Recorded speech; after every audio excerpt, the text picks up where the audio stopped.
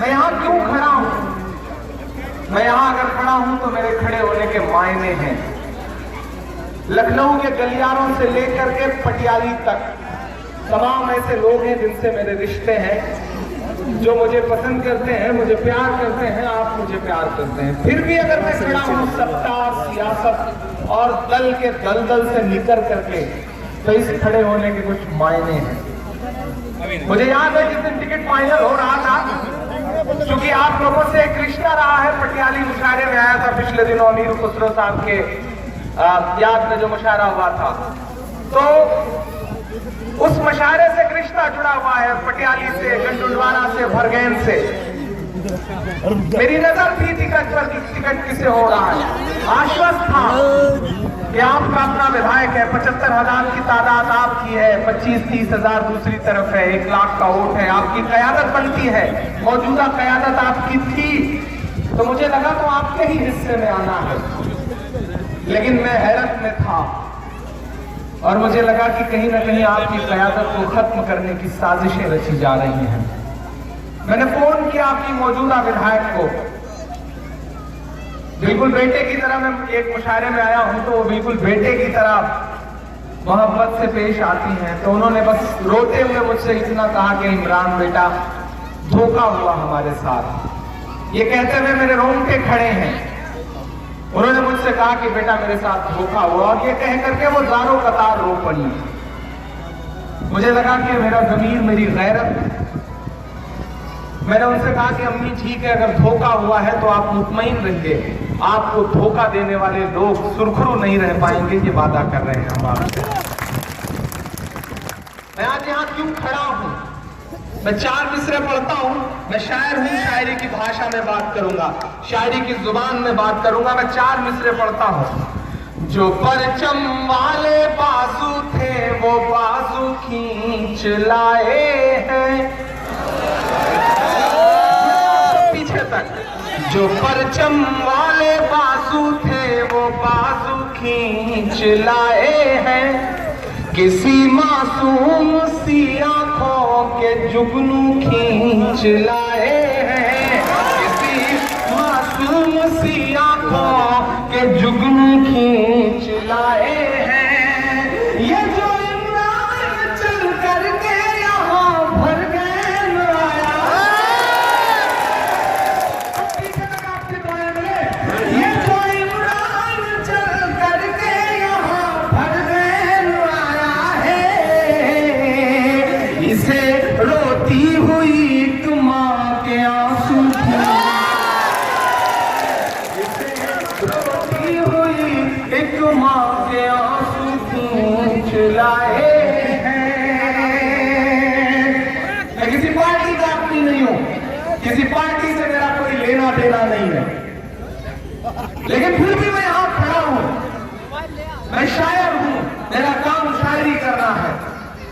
मुझे भी लोगों रुखसार, जुल्म और आंचल की बातें करनी चाहिए। मैं कहां सियासी मंच का आदमी, लेकिन कभी कभी रात की तन्हाई में जब बैठता हूं तो मुझे ऐसा लगता है कि शायर तो समाज का आईना होता है, शायर समाज का आईना होता है और आईने की अपनी जिम्मेदारी होती है। मैं आईना हूं, दिखाऊंगा दाग चेहरों के, जिसे बुरा लगे तो सामने से हट जाए। जिम्मेदारी को निभाने के लिए आपके बीच खड़ा हुआ हूं। मैं भी विक्रम साहब को सुन रहा था, उनके जज्बे को सलाम करता हूं। मैंने चेयरमैन साहब को सुना, दोनों चेयरमैन साहब को सुना, मैं उनके अंदर के दर्द को महसूस कर रहा था। मैं मानता हूं कि आप टिकट बदलना चाहते थे, मैं मानता हूं कि आप परिवार की लड़ाई में आपको किसी न किसी की बलि चढ़ानी थी। ठीक है साहब, आपने चढ़ाई, एक बार हम ये भी कबूल कर लेते हैं, लेकिन नजीबा जीनत के अलावा दूसरा कोई चेहरा नहीं मिला। चेयरमैन साहब को दे देते, किसी और को दे देते, भरगैन से किसी को दे देते। आप ले आए इंपोर्ट करके मध्य प्रदेश से, जो कब मध्य प्रदेश रहेंगे, कब दिल्ली रहेंगे, कब लखनऊ रहेंगे, पता ही नहीं चलेगा। आज मैं इस मंच पे खड़ा होकर के कह रहा हूं कि भरगैन वालों, जमाना बहुत बदल चुका है, वक्त बहुत नाजुक है। राम का मंदिर बनाने वाले लोग नाथू राम का मंदिर बनाने की मुहिम में लगे हुए हैं। वक्त बहुत बदल चुका है, जागना पड़ेगा। कब तक कुएं में पड़े रहोगे, कुएं से लो, ये सोशल मीडिया का जमाना है, फेसबुक का जमाना है, व्हाट्सएप का जमाना है, गूगल का जमाना है। प्रत्याशियों की हकीकतें आपके सामने हैं।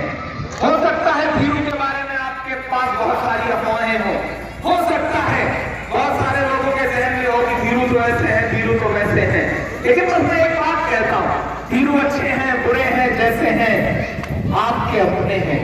जब चाहोगे कान पकड़ लोगे और कह दोगे कि धीरू ये मेरा काम है, ये तुम्हें करना पड़ेगा।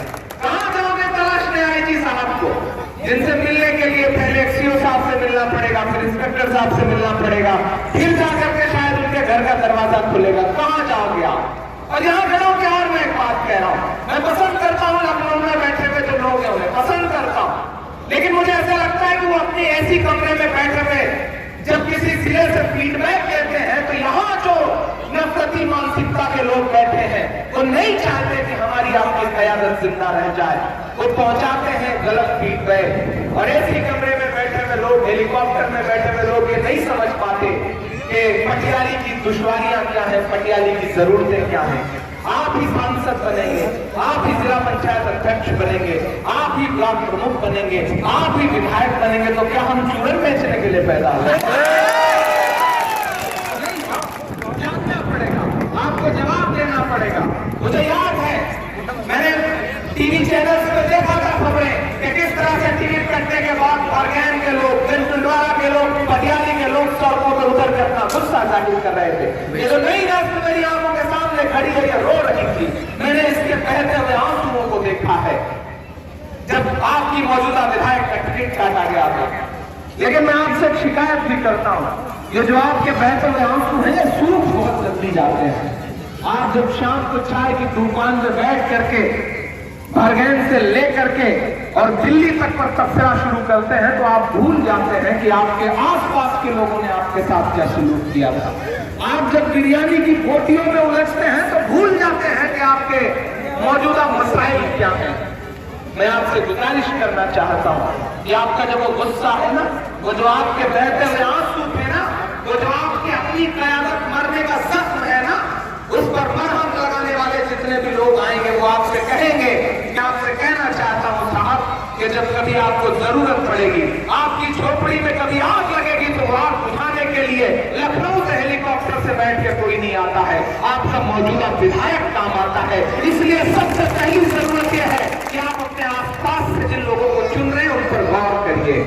विक्रम साहब बोल रहे थे, मैं तो शायद ये बात जानता भी नहीं था, लेकिन विक्रम साहब ने बताया, आदरणीय विक्रम यादव जी ने, और उनको बहुत बड़ी जानकारी है, उन्होंने सच्ची सच्ची बातें बताई। इशरत जहां एनकाउंटर का जो मसला था वो केस साहब के पास था और साहब ने क्लीन चिट दी है। ठीक है साहब, उन्होंने तो क्लीन चिट दे दी है, लेकिन ऊपर खुदा की एक अदालत है जहां फैसला होना अभी बाकी है और आप उसके नुमाइंदे यहां बैठे हुए हैं। तो मैं आपसे गुजारिश करता हूं कि आप क्लीन चिट देने से पहले, बटन दबाने से पहले एक बात सोच जरूर लेना।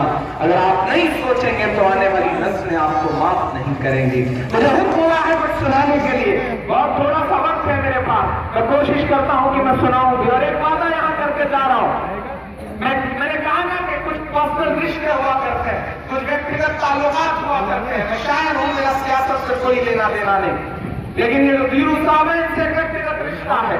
मैं उस रिश्ते को निभाने यहाँ आया। बहुत सारी जगहों पे हो सकता है मैं किसी अलग इंसान के लिए खड़ा नजर आऊं, लेकिन मेरी जिम्मेदारी बनती है, जो मेरे अपने हैं, जो मेरे दोस्त हैं, अगर वो किसी जुल्म के खिलाफ लड़ रहे हैं। मिराज फैजाबादी ने कभी एक शेर कहा कि कम से कम जमहूरियत में इतनी आजादी तो है, हमको खुद करना है अपने कातिलों का इंतखाब। मैं आपसे गुजारिश कर रहा हूं